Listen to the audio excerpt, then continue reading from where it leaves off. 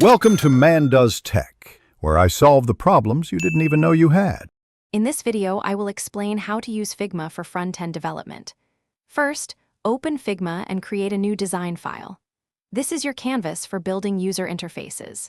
Next, define your screen sizes using frames, such as desktop, tablet, and mobile.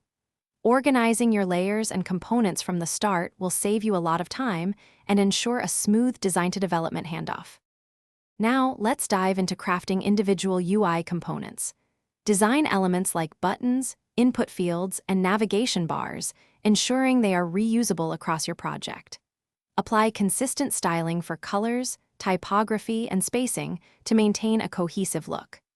Don't forget to create variants for different states, like a button's hover or active state, which is crucial for interactive front-end elements.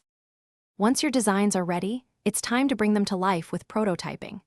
Connect your frames to simulate user flows and interactions, providing a clear understanding of the user experience. For developer handoff, share your Figma file directly. Developers can inspect elements, extract CSS properties, and export assets with ease. Many plugins also exist to further streamline this process, even generating basic code snippets. To maximize your efficiency, always maintain a consistent design system. This includes reusable styles for colors and typography, and a comprehensive component library. Leverage auto layout to build responsive designs that adapt seamlessly to various screen sizes.